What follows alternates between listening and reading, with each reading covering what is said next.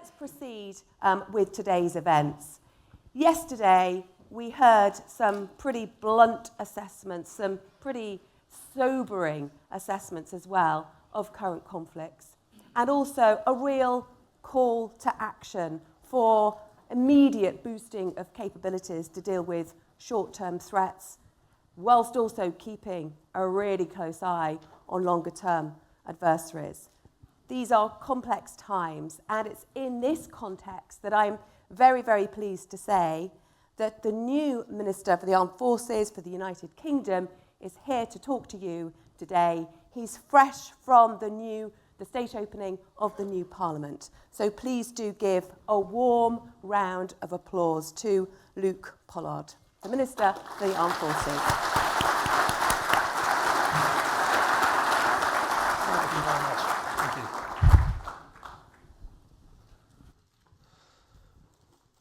Thank you, Susanna. Good morning, all. When I say I'm delighted to speak to you today, it's not just because this is my first speech as a minister.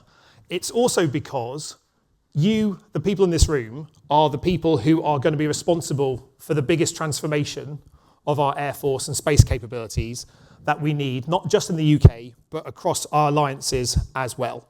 Because whether you're a member of the Armed Forces, an international ally, or a partner in industry, you will know that our air, land and sea naval capabilities are all dependent on our ability to work together in space and in cyber.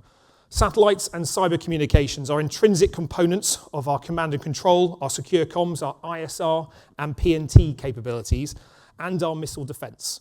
Yet for far too long, the Ministry of Defence and government strategies have not given enough value to space and cyber that they should have. And neither have they given enough value to those people who work in them either.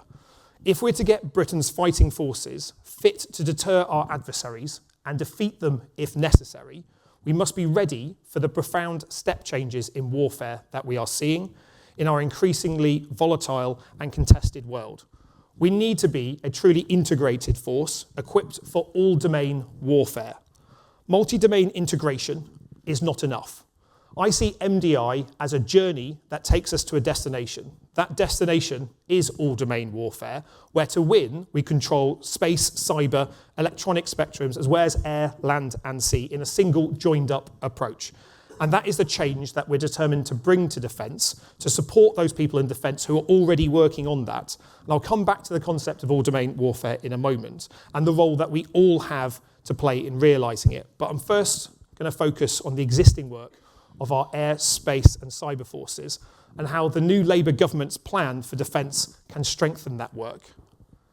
If we ever needed reminding about the outstanding work that our servicemen and women of our air, space and cyber forces do, then 2024 gives us plenty of examples.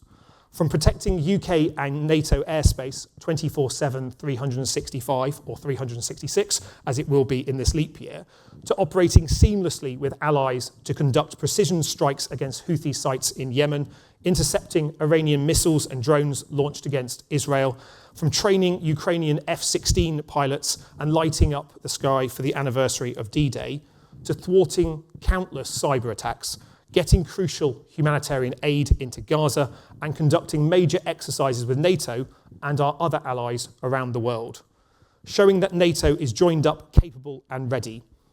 They've also kept our comms systems and intelligence secure and strengthened our alliances that help protect our national interests right round the globe. It amounts to an impressive legacy for just 7 months' work. And I want to thank everyone who has served for their professionalism and for everything they and you do to protect not just our country, but our allies as well. But the United Kingdom does not fight alone. We're proud of the NATO alliance, proud to be the founding member, and my party is proud of the role we played in forging that alliance all those years ago. Proud that it continues to grow with our new alliance partners in Sweden and Finland, and proud to work seamlessly with so many allies around the world, many of whom are represented here today. Now, I'm a son of a Royal Navy submariner and a very proud Navy brat. And as the MP for my hometown in Plymouth, which is home to Devonport, the largest naval base in Western Europe, my experience of talking to armed forces personnel has gone from being a small child smuggled onto a submarine to have a look around, to attending Armed Forces Days up on Plymouth Hoe, if you've seen them. And I know that when you speak to our Armed Forces personnel about their achievements, they're more likely to say it's just part of the day job. But as I've seen since being a kid, being a member of our armed forces is more than a day job. It takes you away from your home and your loved ones and demands everything from you. It is the ultimate public service. And that's why, as the Minister for the Armed Forces, I'll endeavour to always have your back. But I have to level with you first. That does not mean we'll be able to do everything we want to as quickly as we'd like. Over recent years, the new Defence Secretary, John Healey, and myself have raised concerns about the real-term government cuts and its inability to fund existing plans. I've raised concerns about force size and capabilities, about readiness and resilience, about the state of defence facilities and the appalling state of military housing that we ask our personnel and their families to live in, about the state of retention and recruitment. And regardless of how much I would like to be able to address those challenges overnight, we know it will take time. But the work of change has begun across government, and that includes in the Ministry of Defence. The Prime Minister has laid out an ambitious yet deliverable plan towards rebuilding our armed forces, built on public service and collaboration, and a clear understanding that defence is the first duty of any government. And that started with the Strategic Defence Review that he announced on Tuesday.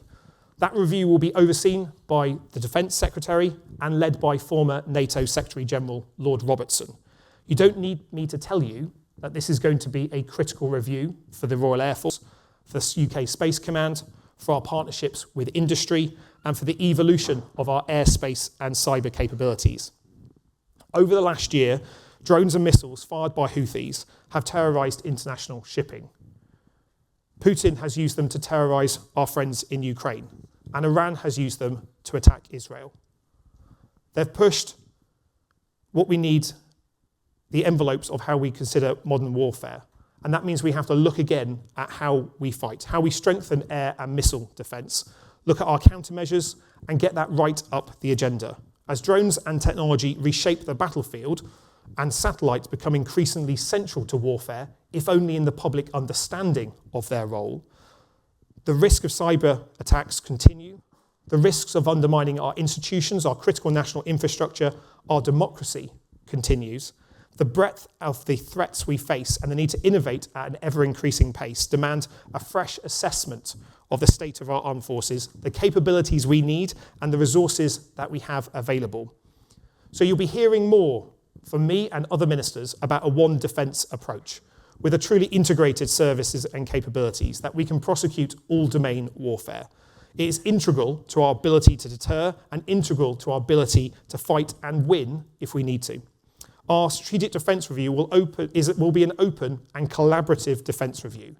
And for those of you that have heard me speak before, you know that I always give out homework, and the homework I'm going to give out to you is this. Please contribute. Whether you're from the forces, industry or academia or one of our allies, please add your insights and expertise to that process. So we don't just bolster the front line, we do everything that underpins it as well, from our skills base to our industrial resilience, and of course to our alliances. That collaborative approach will mean that the Strategic Defence Review will report in the first half of 2025. However, the work to strengthen our deterrence began on day one of getting elected. You go for the international visitors, you go straight from a sports centre where you get announced as an MP at 4 a.m. in the morning, slightly bleary-eyed, into a department. It's quite a whirlwind time, but the work of change needs to start straight away. That's why we're committed to increasing defence spending to 2.5% of GDP as soon as we can. We've committed to our nuclear triple lock. That's continuing the continuous at-sea nuclear deterrent, with our 4 new next-generation ballistic missile-carrying submarines being built in Barrow, and a commitment to all the future upgrades that are required to keep Britain and our NATO allies safe with those submarines. And although there's been a change in Downing Street, let me reassure you as well that there will be no change in Britain's steadfast support for our friends in Ukraine. Within 48 hours of being appointed, the Defence Secretary was in Odessa to pledge a new shipment of missiles and munitions to support Ukraine's fight. And he committed to President Zelensky to get crucial UK kit into Ukrainian hands within 100 days. At the NATO summit in Washington, The Prime Minister told President Zelensky that he would stick with Ukraine and provide £3 billion in military aid each year for as long as it takes for Ukraine to win. Putin's illegal war has underlined the belief of our government has in a NATO-first defence policy, and it's shown a light on the shortcomings of our and many of our allies' stockpiles as well. So we'll provide leadership by boosting Britain's industrial capacity and resilience of our supply chains, by aligning our defence industrial strategy more closely with our security priorities, as well as our economic priorities, which will provide a boost for British jobs, industry, and our regions. And we've also committed to look hard at procurement, to cut out waste, improve value for money, and bring greater urgency to our acquisition programmes. And we've instigated important organisational reforms to improve military leadership and planning, with a new military strategic headquarters and a new national armaments director. Whilst these domestic commitments and reforms are fundamental to strengthening our deterrence and our capabilities, our global alliances and partnerships are equally important to the security of our nation. And our commitment to NATO is unshakable. We must and we will fulfil our obligations as a NATO member and strengthen Britain's leadership within the alliance. We'll also seek to strengthen European security by negotiating a new security pact with the EU, seeking a new bilateral defence agreement with Germany, refreshing the Lancaster House Agreement with France, and stronger defence partnerships with our joint expeditionary force partners. Further afield, to protect our values and global interests and drive innovation, we're committing to developing and strengthening the AUKUS partnership to realise its full economic and security potential, and committed to building closer partnerships with the Indo-Pacific and our allies in Africa. The final and perhaps most important piece to have effective defence is our people. And again, I must level with you that we're currently not recruiting or retaining enough people in our armed forces. This is a challenge not unique to Britain. Many of our allies are facing this as well. But if we're to transform our armed forces, we need to attract more people, we need to train more people, and we need to retain more people. That means offering a career that makes them want to stay for longer, and for those who have left, want to rejoin. The moral component of fighting power remains the key to building an effective and lethal force, which is why over recent years, John Healey, the Defence Secretary, and I have fought to highlight the need to improve conditions for serving personnel, their families, and veterans. And that's why, as a government, we're determined to renew the contract between the nation and those who serve. You'll hear more about that in the months ahead. It's a commitment we made in our manifesto, and it's absolutely vital for our national security. If we don't get this right, we don't get the people that keeps our country and our allies safe. So we'll put the Armed Forces Covenant fully into law and appoint an independent Armed Forces Commissioner with a clear brief to improve service life. And as our new Minister for Defence Procurement and Industry, my colleague Maria Eagle, has said, we'll fix our broken procurement system, and she also has a determination to tackle the poor quality of the military housing that so many of our personnel and their families live in. And our new Minister for Veterans and People, who was until a few months ago a Colonel in the Royal Marines, Alistair Cairns, will improve veterans' access to support with mental health, employment and housing, a focus more on delivery for veterans. We'll be a joined-up One Defence ministerial team breaking down silos and working to deliver a joined-up One Defence approach to the sector, with serving personnel, officials, innovators and industry all working more closely. Now, the window for my office looks out over the Thames. This is a big improvement on my window for my office in Parliament, because as a relatively new MP when I was elected in 2017, if you got a window in your office, you were doing well. So to have multiple windows is something quite of a treat. And from those windows in the MOD, I can see the RAF memorial on the banks of the River Thames. Now that memorial to British and Allied pilots who fought in the Battle of Britain, that Churchill christened the few who gave so much for the many, is something that I take very seriously. It's a reminder of the important role that the Royal Air Force plays, not just in our national security, but in our national story as well. And as I take on the role of Minister for the Armed Forces, those memorials, not just on the Thames, but in every community around the country, including the one that I represent in Plymouth, are a lasting reminder not only that we must have a strong Air Force, but we must back the people who work in uniform and the civilians who support our Air Force. But like the 1930s, our world is increasingly volatile and dangerous. And like the 1930s, we need to invest in air power and give our Royal Air Force not only the best aircraft, but the best capabilities and people that we can. But just like the 1930s, when new technology like radar was being pioneered by the RAF, today some of the same spirit of innovation exists and must be nurtured further in space, cyber, and across electronic warfare, giving us, I hope, a much clearer plan for averting war in Western Europe than existed in the 1930s. Our security relies on effective collective deterrence, and this new Labour government will enhance it by increasing defence spending, investing in our armed forces, investing in our next generation nuclear capability, and reconnecting Britain with our allies and partners. We will reform defence to improve decision making, strengthen industrial resilience, improve morale, and deliver better value for money. And in partnership with our innovators and industry, we'll equip ourselves for all domain warfare, cutting edge capabilities and greater lethality.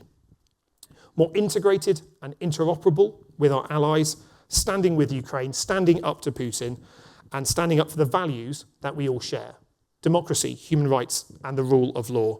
So whether you are on the front line or in support, an international ally or a partner in industry, you all have an important part to play.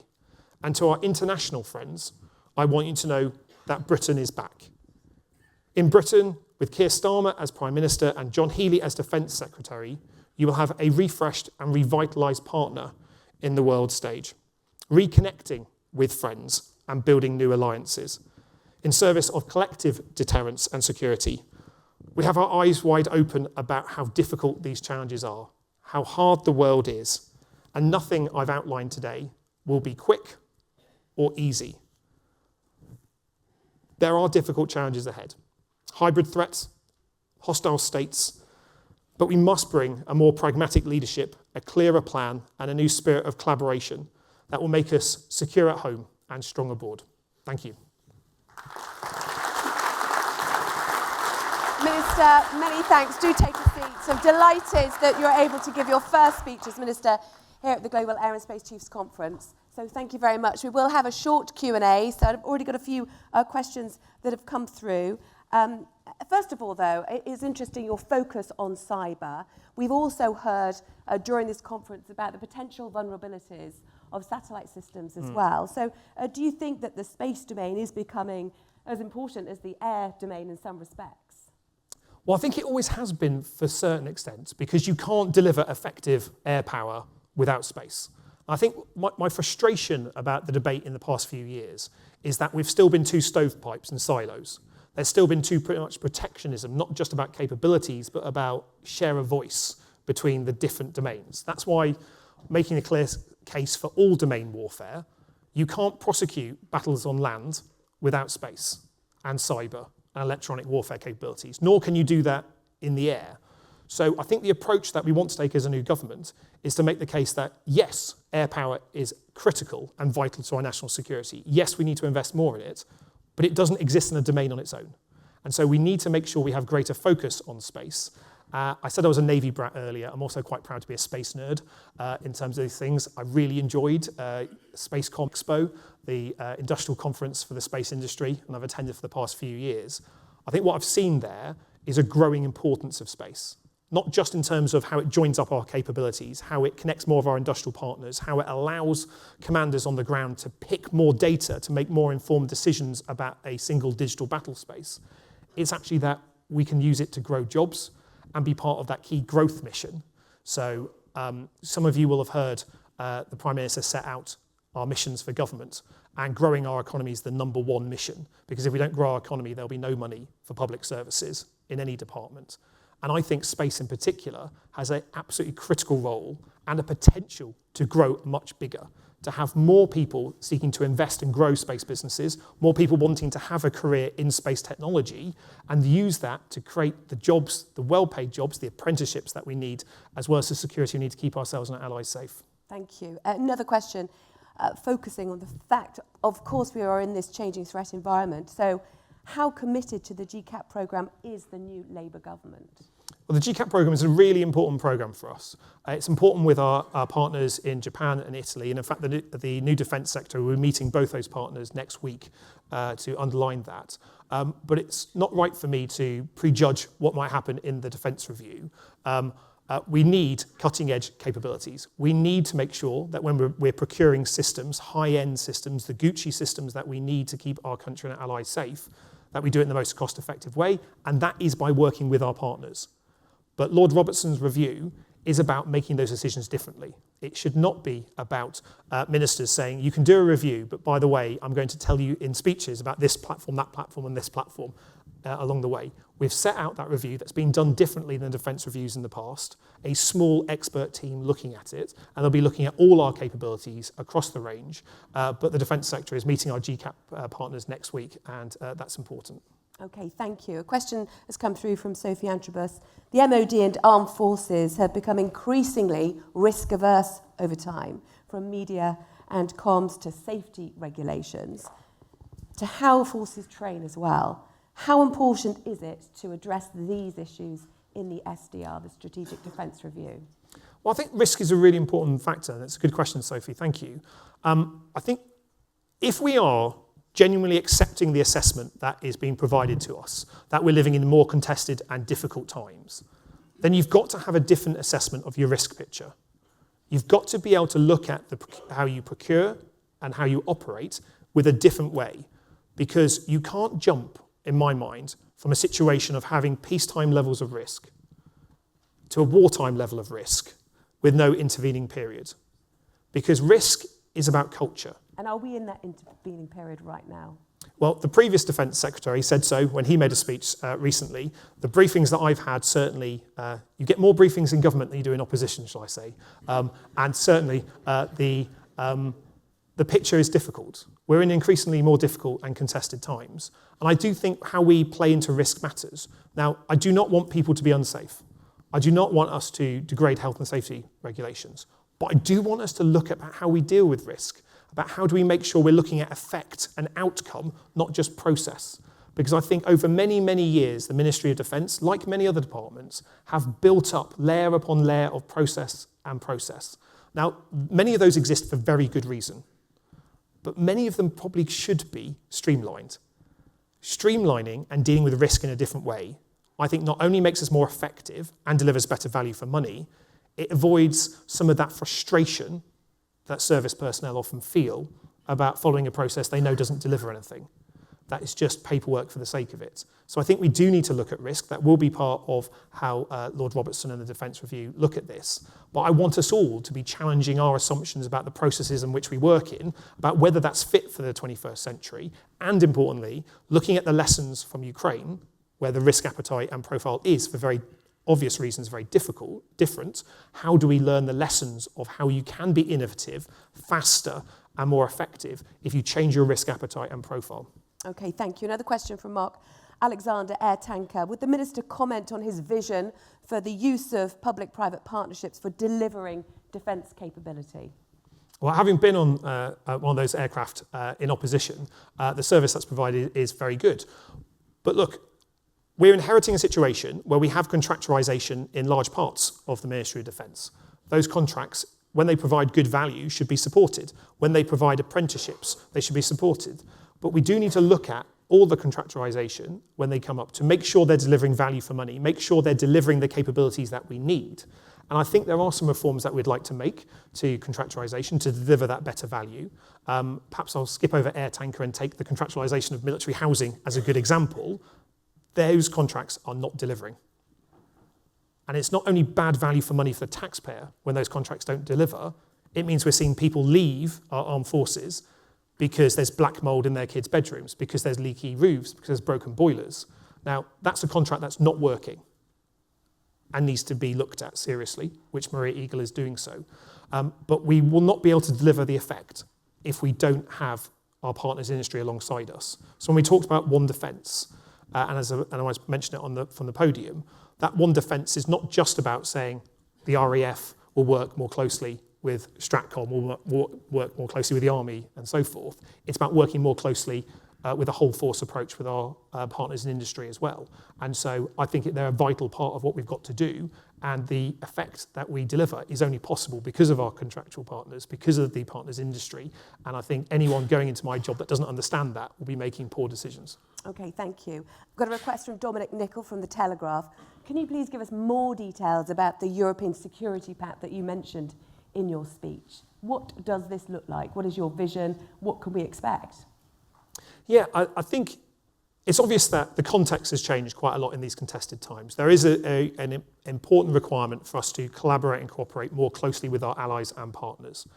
And without risking reopening the Brexit debates, I think it is obvious that there are opportunities to work more closely to make sure that we're keeping ourselves and our allies safer by better sharing of information, by working more closely and looking at those areas where we can support one another in doing so. We already do so in many cases with our NATO partners, which by and large are the majority are EU members. And so there's opportunities to do that. And I think for me, it speaks to two things. Firstly, that Britain is back on the world stage, because I've lost count of how many international conferences I've attended over the past few years where there's been a feedback from colleagues, we need you back. Please stop spending so much time looking inside the country and play your role on the international stage, which we need you to. Now, that's certainly been true on Ukraine. We provide that international leadership, but I think we need to do that more so. And part of that is making sure that our systems, our treaties, our alliances are fit for purpose. And that's why it's not just a security pact with the EU that will look at the security relationships, the things that arguably that we should have retained in the last Brexit deal, but the government at the time chose not to. And I don't know a single Leave voter in my constituency that would object to any of those changes. It's about making sure that we can work more cooperatively with our allies and partners in these difficult times. And what form would that take? Would it be regular meetings, for example? Would you have kind of summits? I'm just kind of trying to see a vision, or is that still to be worked through? Yeah, so that would be primarily the lead department for that will be the Foreign Commonwealth and Development Office, and they're already having conversations with our EU and European friends to look and explore what's possible here, just as we are with our German and French allies as well. I think if you look at the structures, I'm less fussed about the structures personally. I'm more fussed about the effect. I want to make sure that we have the ability to be more interoperable, that we have the ability to procure better and sometimes together, and making sure that we can defend our European NATO area in a more joined up way. Now, that's the effect I'm looking for. And we're already seeing, so this week we've got the European Political Community meeting, which is an opportunity outside NATO to come together as international allies to start discussing some of the issues that affect Britain's and Europe's security, as well as our economy on a wider basis. Now, there's opportunities for working together more. And I think when we view our allies as friends, rather than people we need to have friction with, I think we'll have a better effect and we'll all be safer because of it. Okay, thank you very much. Now, certainly there was a stark warning yesterday from Professor Justin Bronk from RUSI just about the extent to which the clock is ticking when it comes to our defences, given the situation in Ukraine.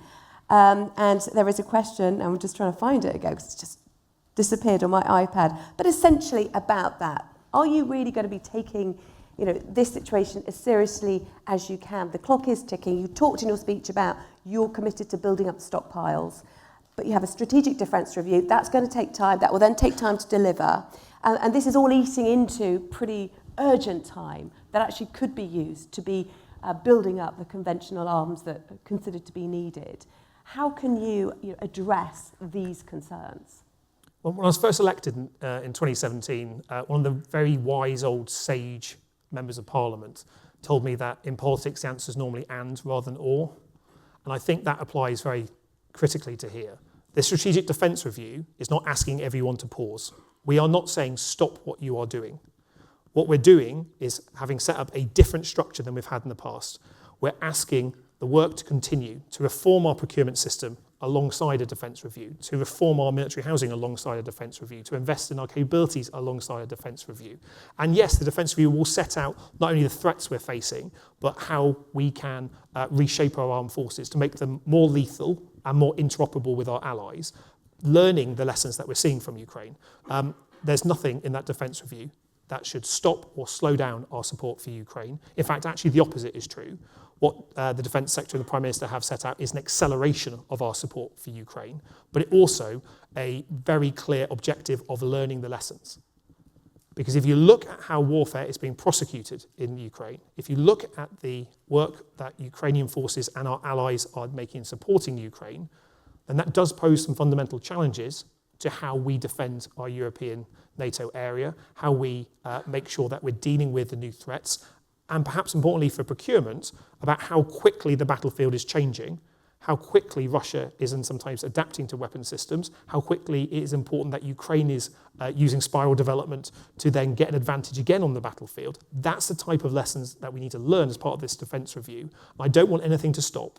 I want it to continue because we need to make sure we're supporting Ukraine during this period. And in fact, I think with the work that we're doing, it will go faster.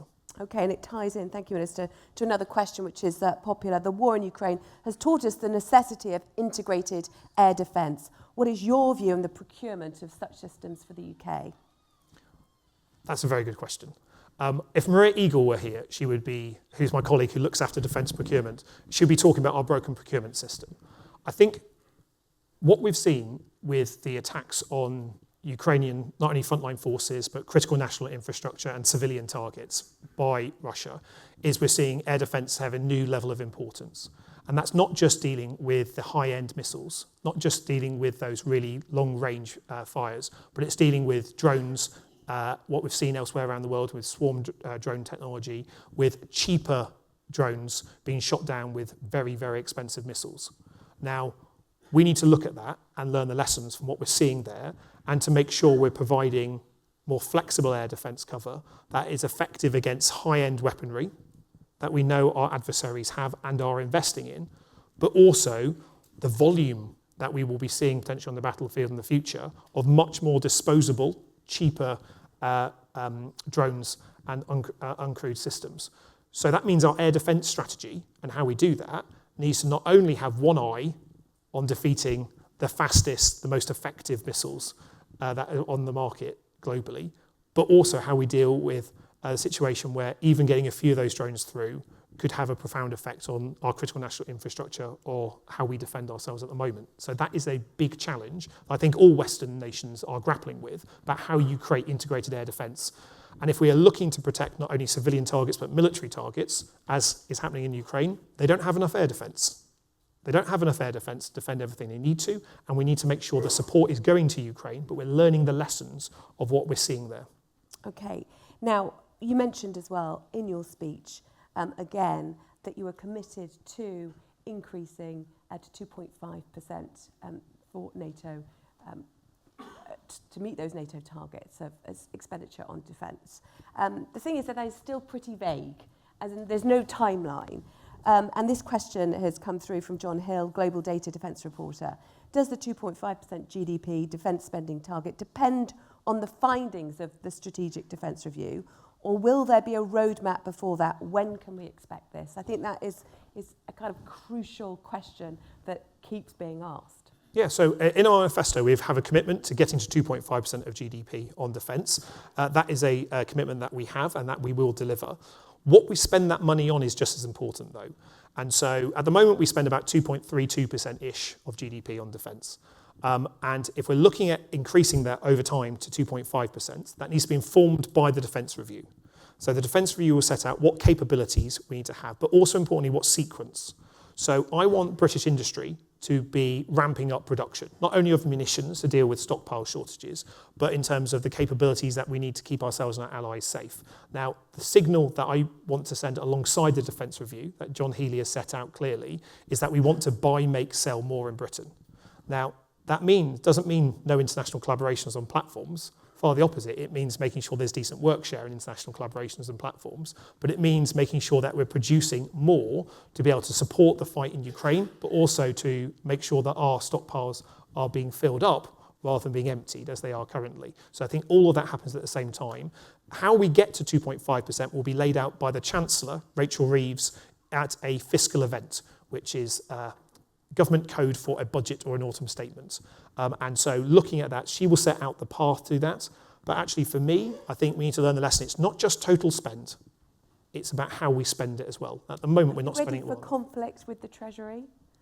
No, I think we need a new relationship with the Treasury. And so, the old adage is that, the number one enemy of the MOD is the Treasury.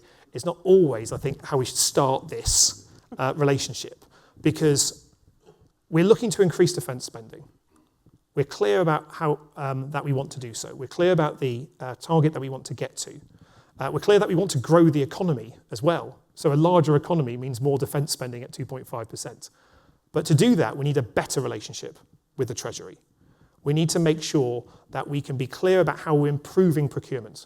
Because procurement, which takes up a huge chunk of the MOD's budget, has, I think if we're all being honest with ourselves, not been very efficient, has not always delivered value for money for the taxpayer or for our fighting forces who are spending their top-level budgets on those systems.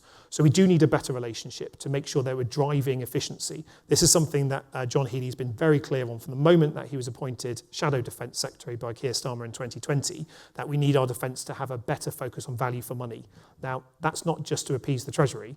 That's because we don't have enough focus on value for money. And if we improve value for money, there is more money to spend on our frontline forces, to spend on the capabilities we need to deter and defeat aggression. Okay, and you've got this focus as well on growth. But nurturing innovators, this is also a popular, and it is the last question, I'm afraid. Nurturing innovators and startups is difficult in a world of large defence primes. How can this challenge be overcome? What do you intend to do about it?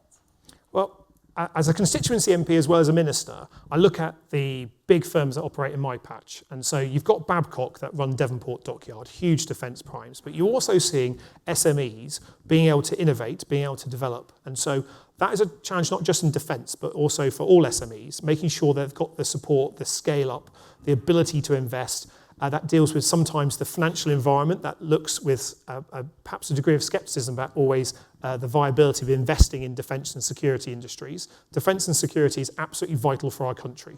Having an investment environment that discourages people from investing in our capabilities and our security doesn't seem the right approach to me. So we need to make sure we're giving support. But as part of that, I want primes to also be clear that when they are procuring, they need to be supporting SME growth and supporting them. So they're not just buying widgets from an SME and integrating them. They need to be part of a fuller system. Now that especially means growth on skills, because we don't have enough people with the skills that we need. So it's supporting apprenticeship growth in particular. But perhaps linking to one of the bits in the remarks I just made, it's also about cyber as well.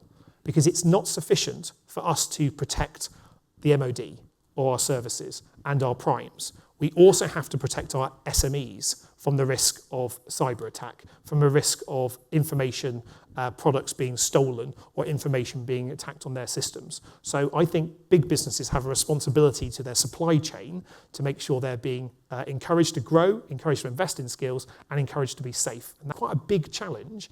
It's a behaviour change that we want to invest in, but you don't get growth without supporting a real innovation boost from our SME community. So to do that, you need better investment, better skills, and a better focus on ensuring their products are bought and sold. Okay, well, Minister, thank you very much. And I do appreciate you taking all the questions from the floor and for making your first speech here today. So many thanks. Thank you very much. Thank you. Thank you.